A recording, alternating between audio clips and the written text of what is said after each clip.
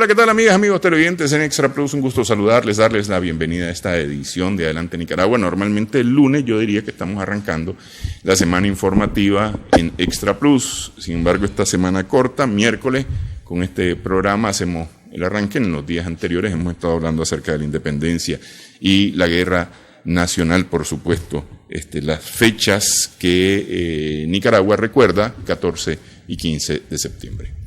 Arrancamos con el doctor Cairo Amador Arrieta. Humberto no nos puede acompañar, Humberto Avilés no nos puede acompañar en esta ocasión, pero le echamos un vistazo a lo que ha habido en nuestro planeta en estos últimos días.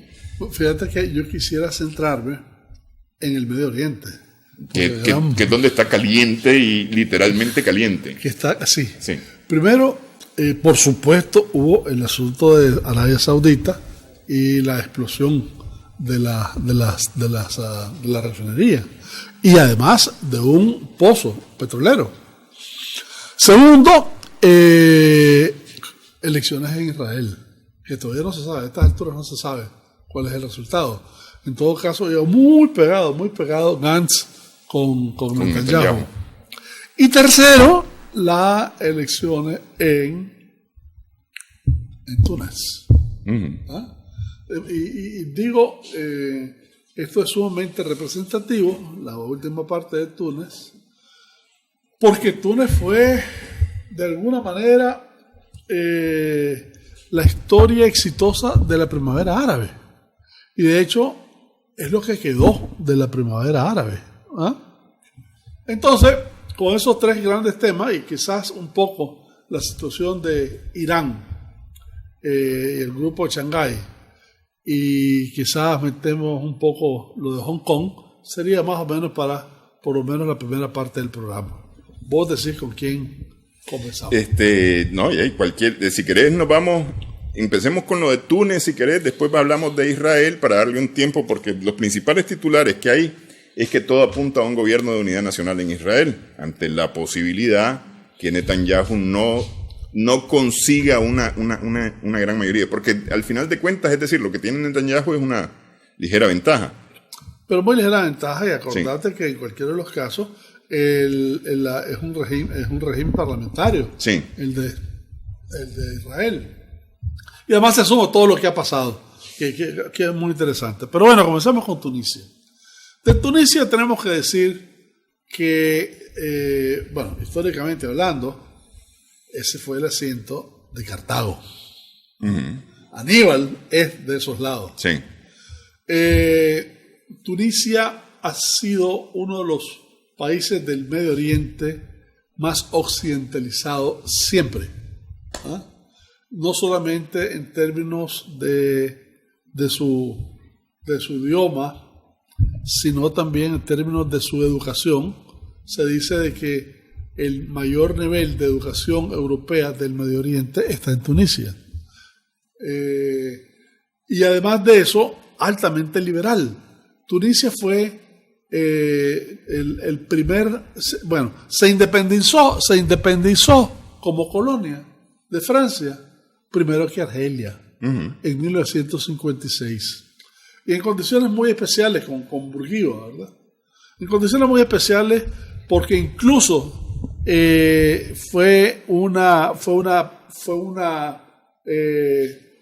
un régimen, él era medio socialista. Acordate, en ese tiempo también estaba Nasser en Egipto, y Tunisia fue el primer de los países árabes que legisló a favor de las mujeres.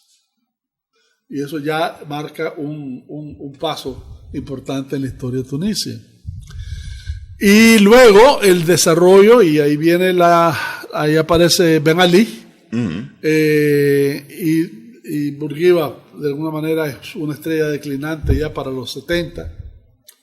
Y Ben Ali es el hombre que comienza a acaparar todo el poder. Ben Ali viene de esa parte de la revolución de Argelia, de Túnez. De Túnez, la revolución. Y por último, se convierte en el hombre fuerte de Túnez.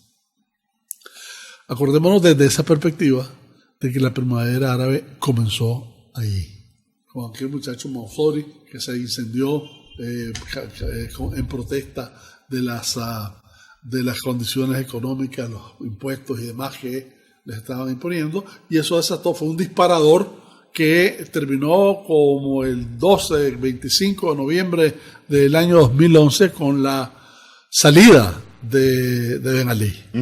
Dicho sea de paso, Ben Ali sale para Arabia Saudita. Ben Ali, en algún momento del proceso, antes de caer, dio abrigo a la fuerza del Al-Fatah. Ahí Arafat tuvo en un momento determinado su comando. Ben Ali también es de alguna manera uno de las personas que cumplió a cabalidad con los famosos acuerdos con el FMI.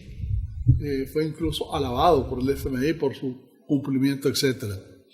Pero en ese desarrollo desigual, el hombre era altamente autoritario, dio lugar a este movimiento social y se fue.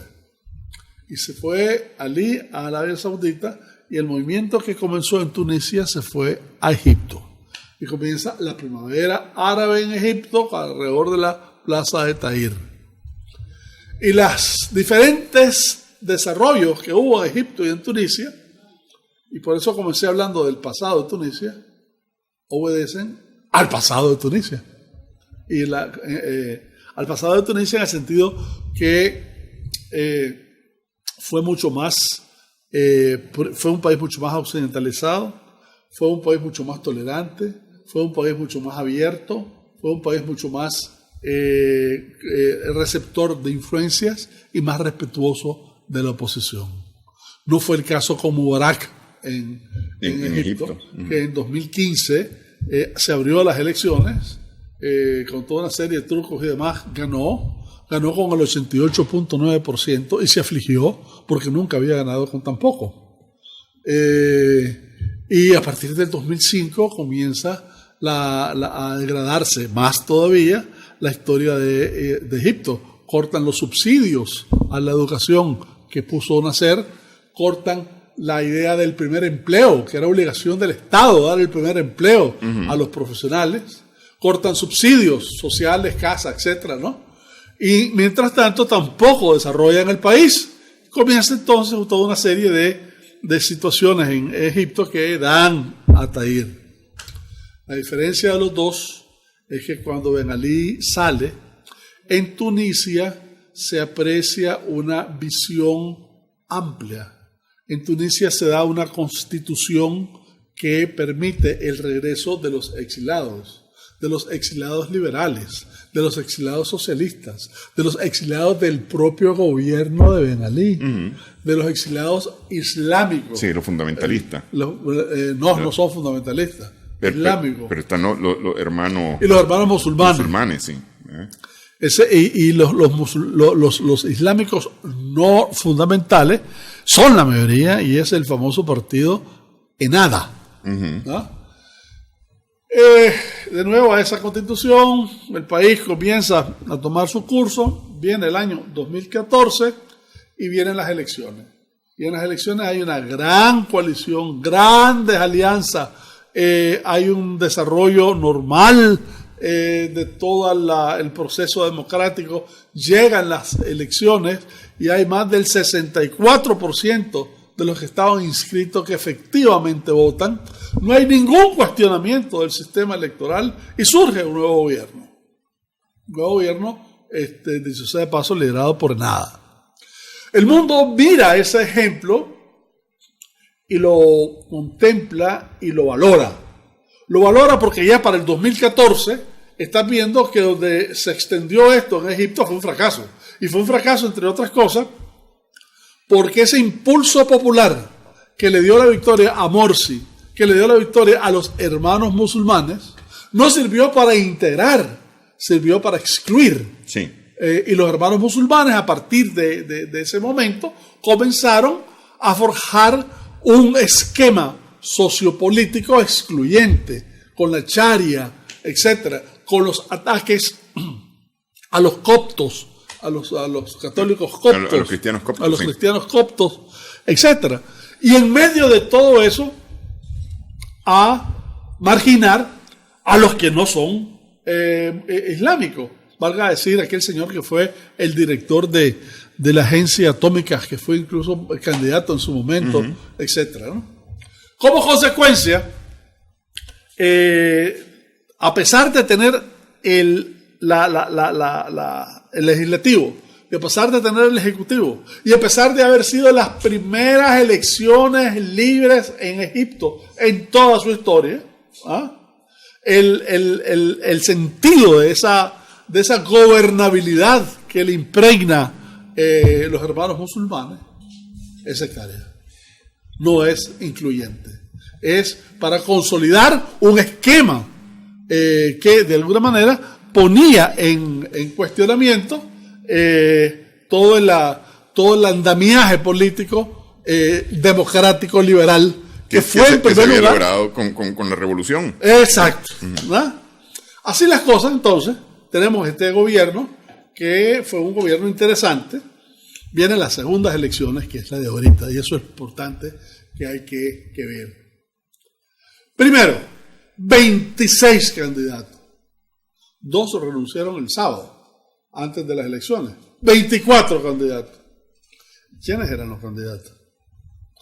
La mayoría era gente que había participado en la alianza. O sea, es una alianza desintegrada. Sí. Es decir, porque me voy a ir a una pausa, pero a ver, los medios lo que están reportando del resultado de estas elecciones es que son 2 candidatos independientes los que van a pasar a segunda vuelta. Porque evidentemente ante 24 candidatos difícilmente tendría que ser arrollador para que uno tenga la mitad de los votos y triunfe de esa manera. Entonces son los que llevan más votos hasta el momento y son uno que está preso, 18% y 15%. Uno está preso, sí. Está detenido por lavado de dinero, que fue el que más votos tuvo además. Kais Sayed. No, Sayed no, el otro. Entonces es el abogado. Nabil Karoui. Ok.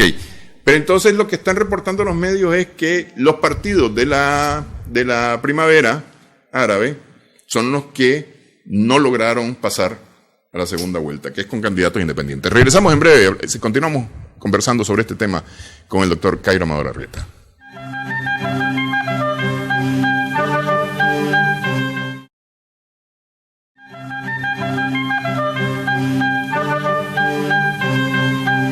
En Adelante Nicaragua en Extra Plus estamos conversando con el doctor Cairo Amador Arrieta. Ok, decíamos que de alguna manera los resultados de estas elecciones de este domingo muestran un descontento con los partidos que han dirigido el país después de la primavera árabe.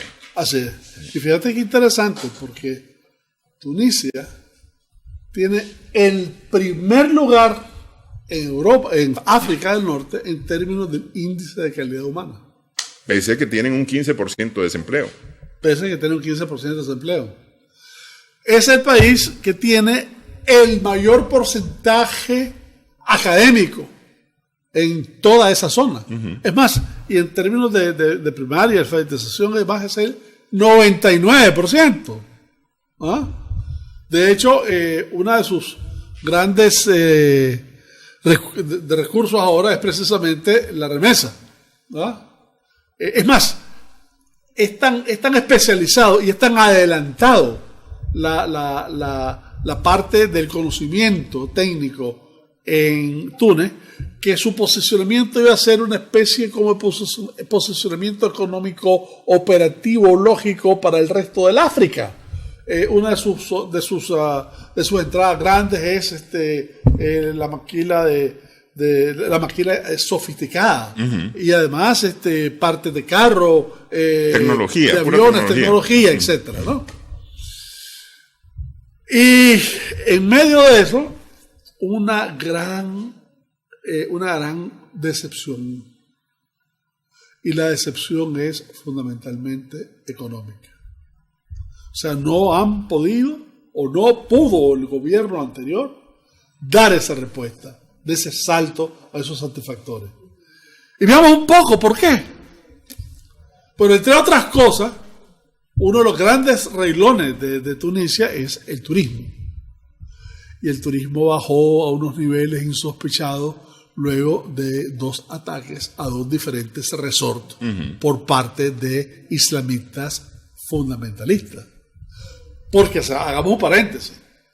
Túnez, es el país que más guerreros aportó a ISIS, siendo el centro y el corazón de un islamismo democrático.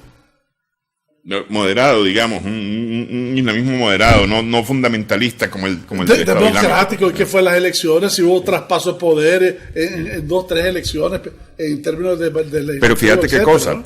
Las elecciones en Túnez, las primeras elecciones tuvieron casi el 70% de participación. 63.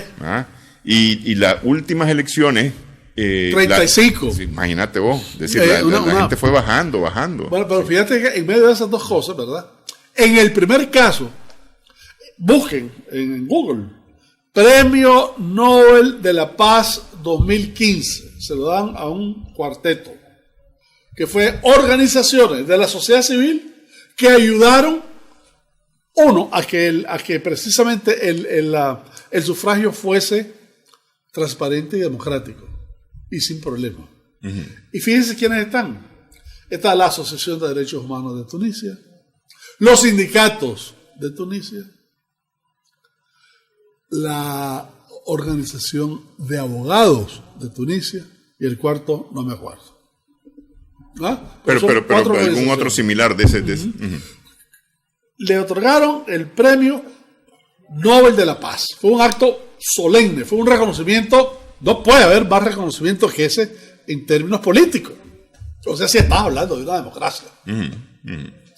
Ahora te vas a un 35%. Y fíjate que es interesante. Nadie está cuestionando las elecciones. Como nadie cuestionó las elecciones casi con un 35% en Guatemala. Como sí las cuestionaron aquí con un porcentaje más o menos similar, ¿verdad? Digo, nada más como asterisco. ¿No? Vamos a unas segundas elecciones en octubre. Y la fecha está todavía en veremos, porque se debe resolver todavía algunas impugnaciones antes de decidir la fecha. Pero sí, en octubre. Y en los 26 decía antes quiénes eran. El exministro de Defensa, el exministro de Economía, el ex jefe del ENADA, el ex jefe de los liberales, etc. Era el meollo de lo que era el corazón del gobierno que fue electo abrumadoramente. Fue una alianza que se agotó en un periodo.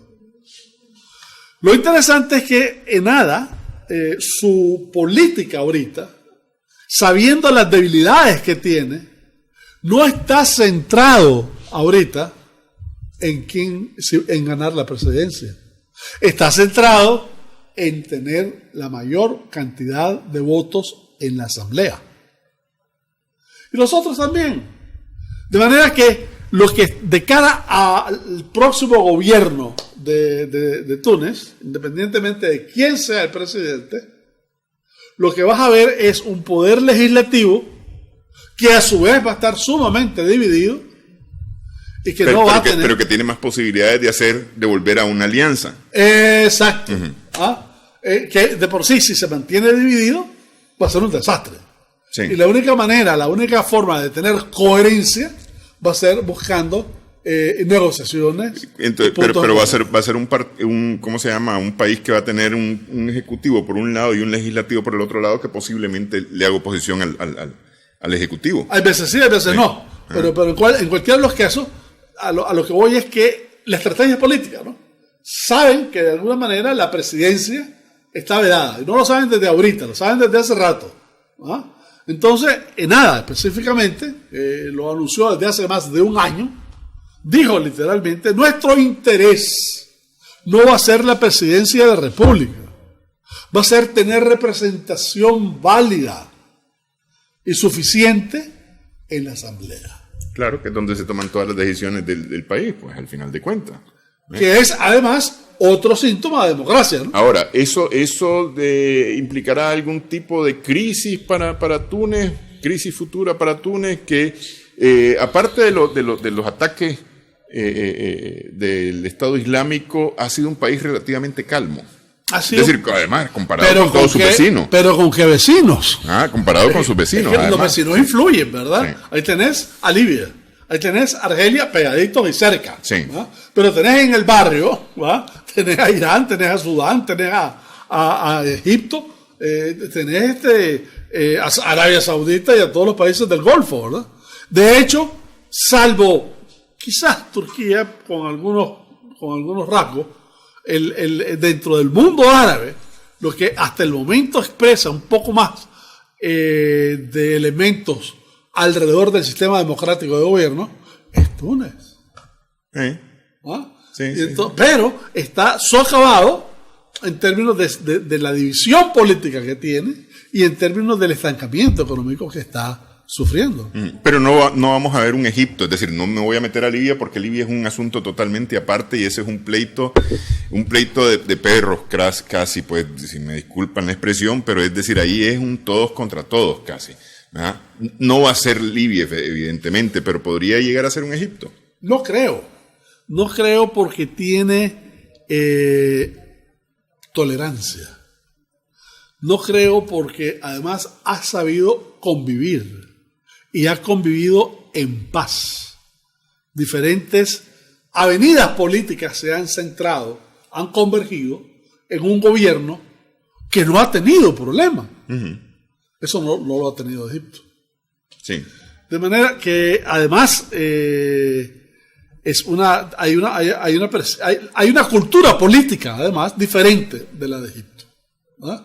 De manera que basados en esas dos cosas y en un occidente que está viendo y que sabe que en estos momentos Túnez necesita respaldo, si es que en algún momento quieren tener algún ejemplo de un sistema político en donde el islamismo sea compatible con el liberalismo y la democracia. Y como yo creo que ese es precisamente uno de los objetivos estratégicos de Occidente alrededor del futuro de lo que puede ser el Medio Oriente, sí creo que van a respaldar a Túnez y que no va a pasar la experiencia de Egipto. Bueno, vamos a hacer la pausa para hablar de Israel, en donde todavía no está nada claro sobre los resultados de las elecciones en ese país.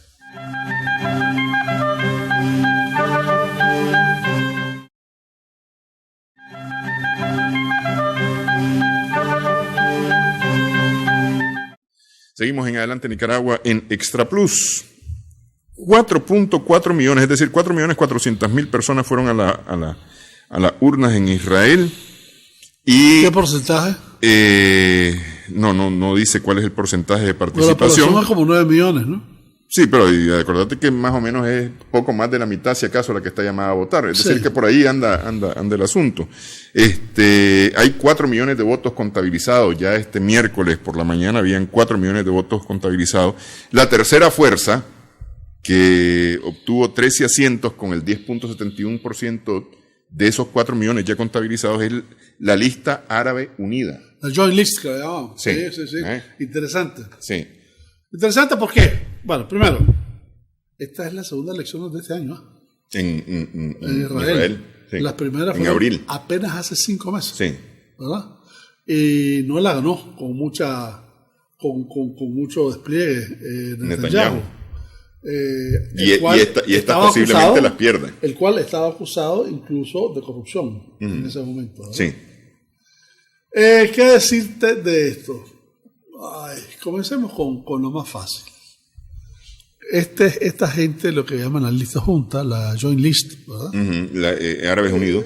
Árabes Unidos, propugna por una integración que es una de las primeras veces que se da con ese nivel de fuerza.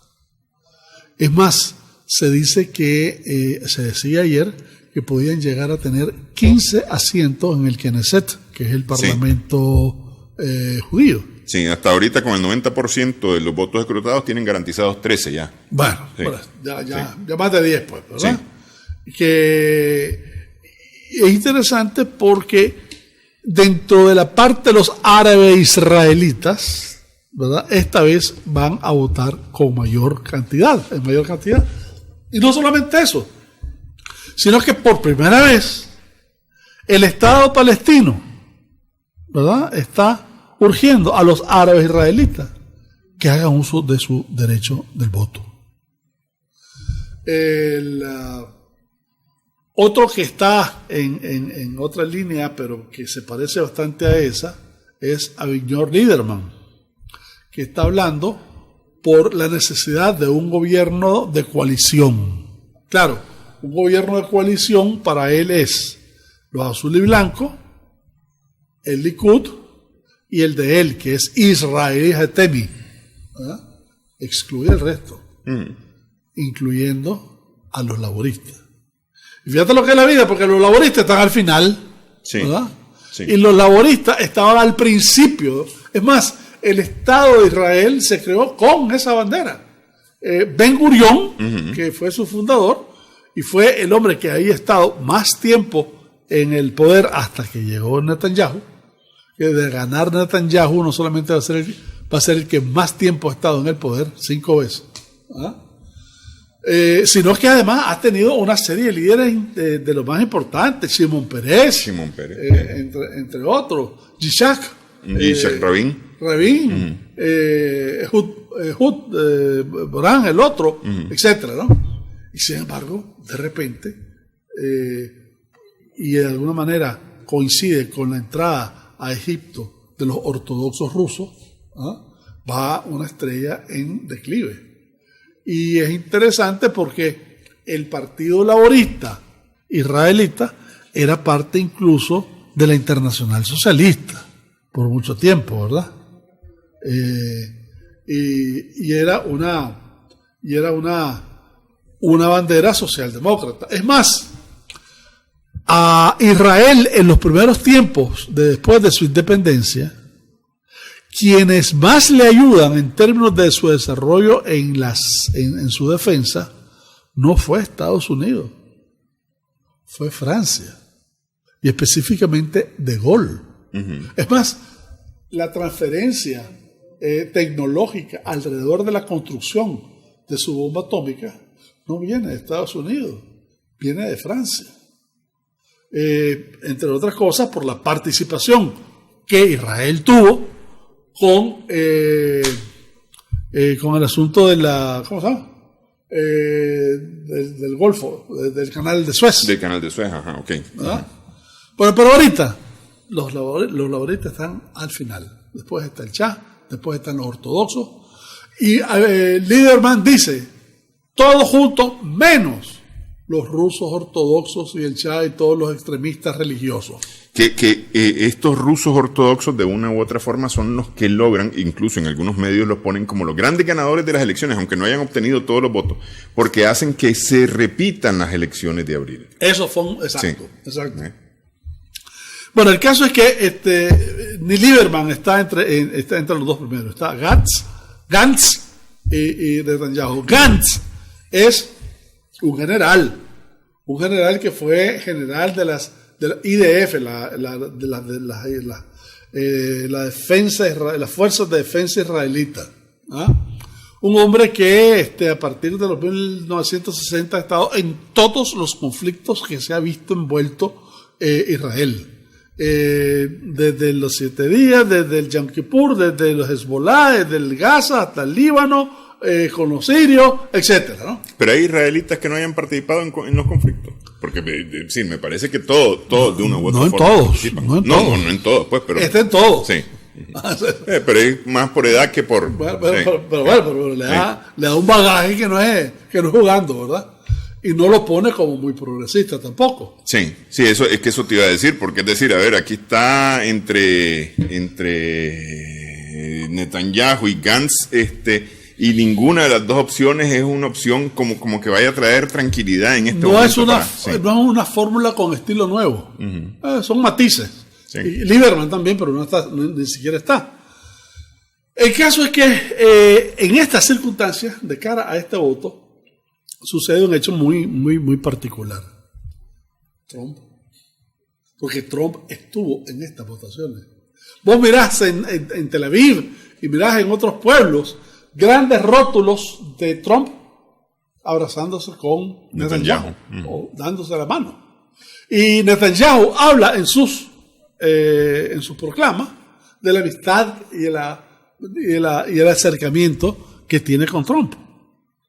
Y Trump, para las elecciones pasadas, habiendo ya cedido el hecho de reconocer a Jerusalén como la capital de Israel, le concede incluso en abril el reconocimiento de la soberanía de Israel sobre los altos del Golán. ¿Ah? Y eso de alguna manera fue un impulso para Netanyahu. Que valga decir, no ganó estas elecciones de abril como él esperaba. No. Es decir, todo ese impulso hace que gane, pero no como él esperaba. Y ahorita tampoco. Sí. Y ahorita... Es más, ahorita está con este 90%, según una publicación, a esta hora, pues casi las 2 de la tarde, está en segundo lugar. Sí. Y no solamente eso, sino que fíjate que interesante, porque hace el sábado antepasado, le da otro empujón Trump. Y dice, firmemos... Antes de lo de Arabia Saudita, fue el sábado antepasado. Firmemos un tratado de defensa. Interesante, firmamos un tratado de defensa.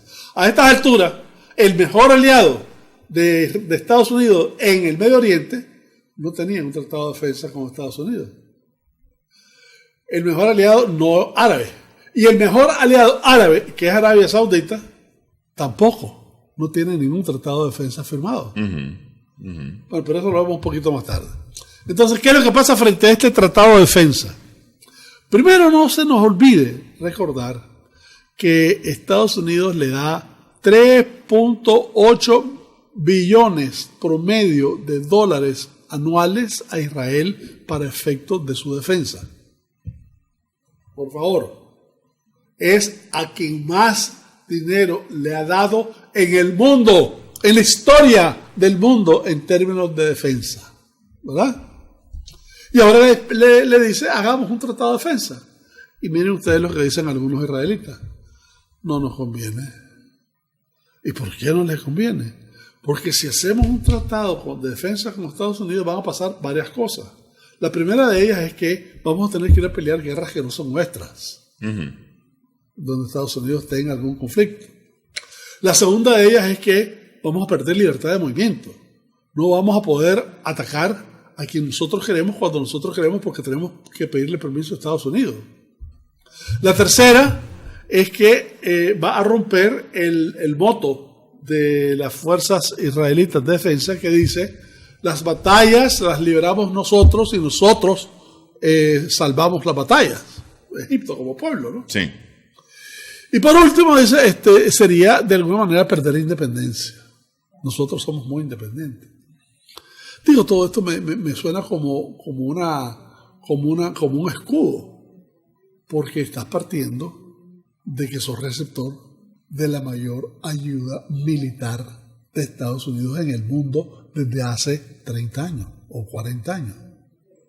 Y de repente estás con ese tipo de ambigüedades, ¿no? Me parece rarísimo. Claro, si lo querés comprender mejor, comprenderlo en el contexto electoral, como para neutralizar el efecto que Estados Unidos quiere dar apoyando a Netanyahu. Pero ¿qué tanto tiene impacto ese anuncio? Porque es decir, en teoría debería haber beneficiado a Netanyahu y aparentemente no benefició a Netanyahu. Precisamente por la neutralización que hicieron de él todos los argumentos que te estoy diciendo. Antiguos jefes de las fuerzas israelitas de defensa dijeron de que no les conviene, pero si de todas maneras, y además hasta con cierto cinismo, ¿no? Si de todas maneras Washington nos da lo que nos da y podemos hacer nosotros lo que queramos, ¿para qué un tratado? ¿Para qué un tratado? Sí. Que me imagino que esa es la posición de Gantz. Que es la posición de Gantz, entre otras cosas. Sí, porque es decir, al final de cuentas él va a continuar siendo beneficiado. Y te digo, si vos querés mirarle de dos ángulos, desde el punto de vista de Estados Unidos, perfecto, un tratado de defensa debería imponérselo incluso, pues si es el mayor proveedor, ¿verdad?, de armas y de dinero. Sí. Otros le dicen, ¿qué es? Uno llegó al punto de decirle, ¿qué? ¿Que nos dan dinero? No, hombre, no nos dan nada. Eso es una forma de subsidiar a su propia industria armamentista. Que no deja de ser cierto. Que nosotros con ese dinero lo que hacemos es comprar las armas a ellos. Que si bien es cierto, solo es cierto con ellos, sí, ¿verdad? Sí, sí. Esa es la diferencia. Sí, aunque bueno, Israel es productor de armas. Pero no de los F-35, ni de los misiles Patriot. Ah, bueno, pues, de eso, pues sí, claro, sí. Entonces, en ese orden de discusión, llega el ex embajador Shapiro y dice, esto no es serio. Sí, se discutió en 2011, se discutió con Obama, se discutió en el 2017, y de repente viene y Trump lanza esta nueva idea una semana antes de las elecciones. ¿Es serio esa vaina? Eso es más bien tratar de empujar, de balancear el asunto a favor de Netanyahu. Sí, ahí necesitaba los rusos. Sí. Sí, ahí necesitaba los rusos. Ok, vamos a hacer pausa, nuevamente una nueva pausa en esta edición de Adelante Nicaragua. Continuamos en el Medio Oriente, terminamos Israel y hablamos de lo ocurrido en Arabia Saudita y las consecuencias.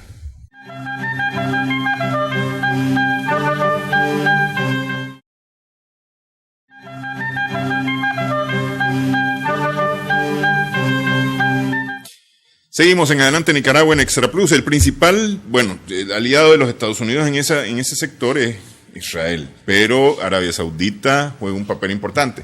Y ahí lo que hemos hablado en otros programas, el enemigo de tu amigo es mi enemigo. ¿Ah? Entonces eso hace que dos disímiles, Israel y Arabia Saudita, estén aliados contra Irán, a quien están acusando de ser el responsable de los ataques. Y ya tienen rato. Y ya se ha visto algo de eso en Siria. Ya se ha visto algo de eso en Irak. E incluso en Líbano. Con el asunto de Hezbollah, etc. Sí. Pero vamos por partes. Dicen que los drones llegaron de Yemen y entonces culpan a Yemen de toda esa desgracia que le está sucediendo a Arabia Saudita. 18 drones y 7 misiles. Pero detengámonos un momentito y veamos el reverso de la moneda. ¿Cuál es el reverso de la moneda? Yemen es la víctima, no el victimario. A Yemen le han caído toneladas de bombas lanzadas por Arabia Saudita, dicho sea de paso, en aviones norteamericanos, hechos en Norteamérica. Lo que de alguna manera implica a Estados Unidos, porque nunca ha dicho no bombardeen a esa población civil. Sí. Lo segundo es que no solamente han bombardeado, sino que han sitiado puertos, han impedido la llegada de medicina y de comida, han provocado hambruna, han provocado decenas de miles de muertos y además han provocado epidemias en el país más pobre de esa región. De manera que, por favor, cuando la primera reacción contra Yemen, ¿verdad?, es una reacción que invisibiliza todo lo que Arabia Saudita ha hecho en contra de los yemenitas. Y todo lo que Arabia Saudita ha hecho en contra de los yemenitas, lo ha hecho en consumo con la administración Trump. Sí. ¿Verdad? Que nos quede eso presente. Pero bueno, resulta que viene del otro lado, viene del norte. Ahora, sí, que es la versión actual. Sí. Eso de alguna manera pone en cuestionamiento a Irán, quien lo ha negado. Así las cosas, se está avanzando a pasos agigantados a una situación altamente tensa, pero muy tensa. Solo por darle un ejemplo, el senador Graham, ayer en la noche, le dice a Trump, no basta con medidas específicas que se puedan tomar, hay que ser contundente. Entonces, ¿qué le dice? No, hombre, hay que sentar el ejemplo, etcétera. Pero lo que Graham está diciendo es que ¿para qué vamos a estar esperando más explicaciones de dónde viene lo que viene? Hay que atacar. Y aquí se les olvida varias cosas. La primera de ellas es que efectivamente no hay tratado de defensa con Arabia Saudita. Así como lo hay con la NATO. Así como lo hay con Japón. Que si algo le pasa a Japón, sería un deber de Estados Unidos responder. Pero aún así, hasta eso se ha puesto en duda con el asunto de la NATO, ¿verdad? Sí. Que llegó incluso la señora Merkel a decirle, señores, tenemos que comprender que estamos solos, ¿verdad? Pero bueno, ahora parece que en Arabia Saudita es más efectivo sin tener trato, sin tener una referencia institucional. Acuérdate que hay varios miles de millones de razones para que eso sea efectivo. El primer viaje de Trump al exterior pasa por Arabia Saudita para darle esas miles de millones de razones. Pero digamos que hay un cuadro formal, si vos querés, legal, que tenés que tomarlo en cuenta.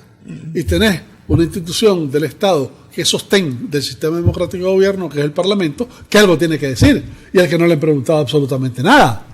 ¿Ah? Cuando en un Twitter Trump dice, estoy cargado y dispuesto, ni siquiera ha consultado, ni siquiera ha hablado con un congresista, ¿verdad?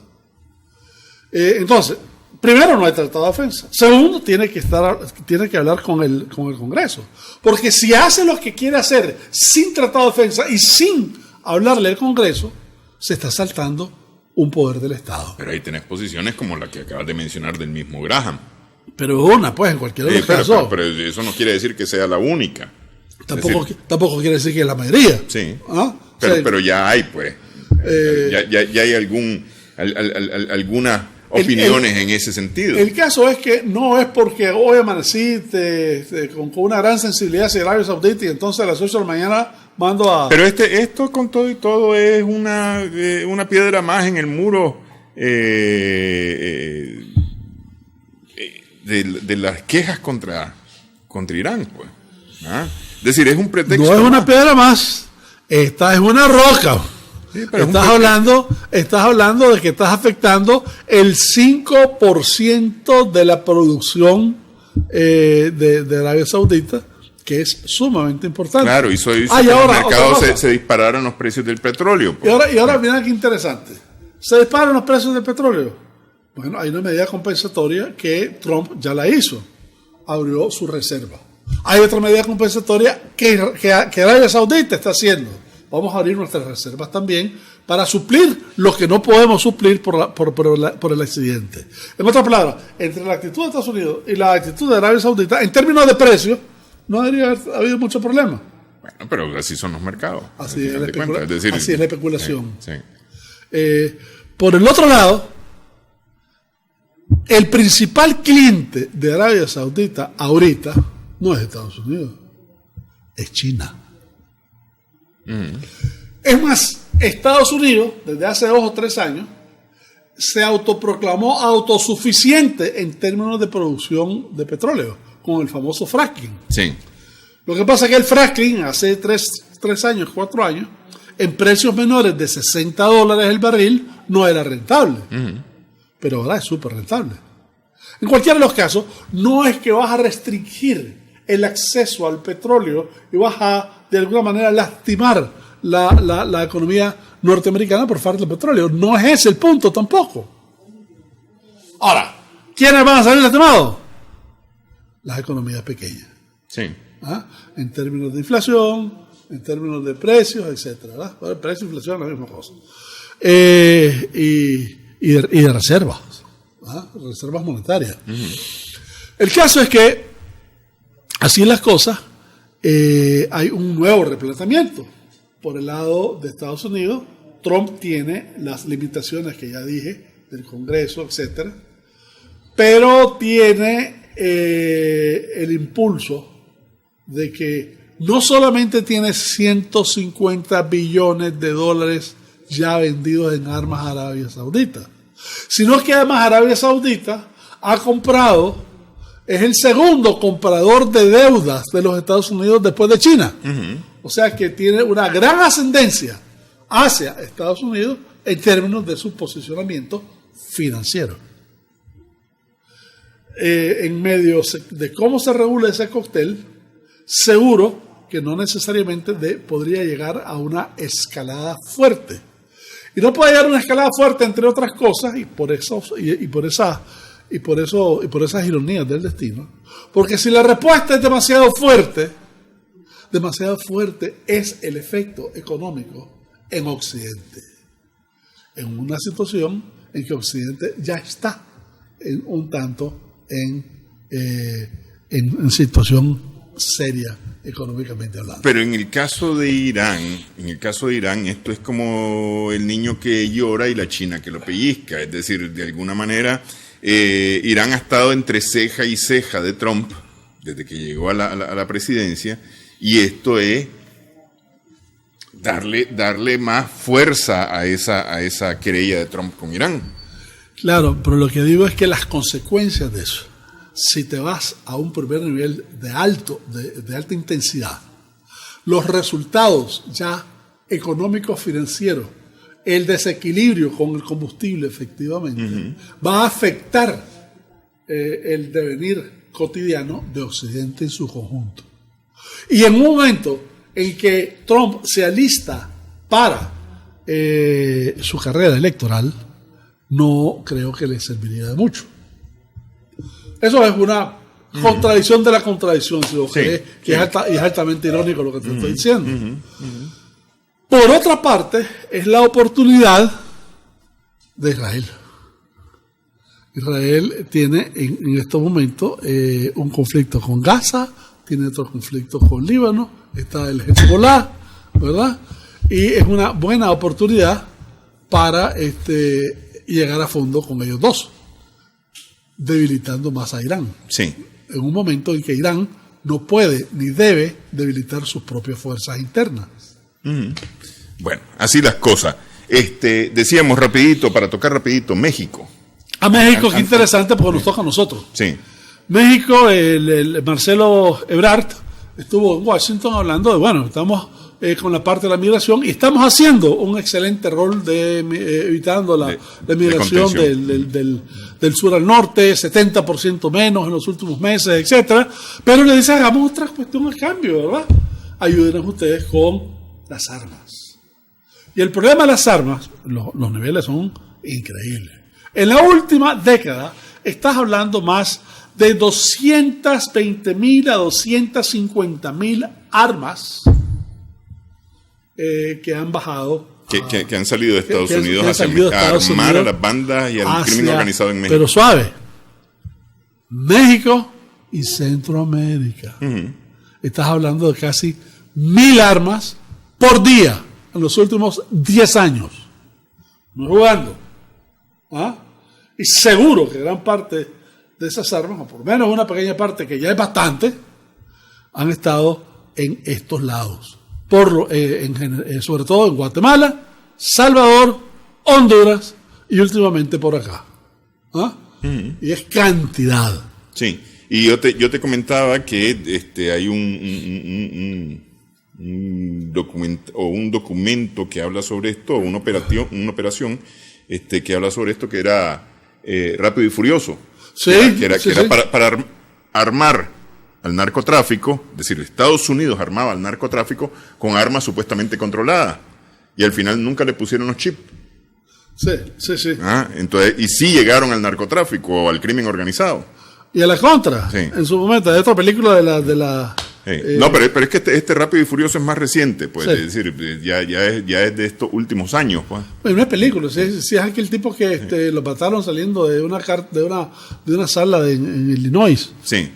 Bueno, el caso es que es un problema que valdría la pena hacer el monitoreo respectivo. Sí. Porque estás hablando de 1,000 armas cada día por los últimos 10 años.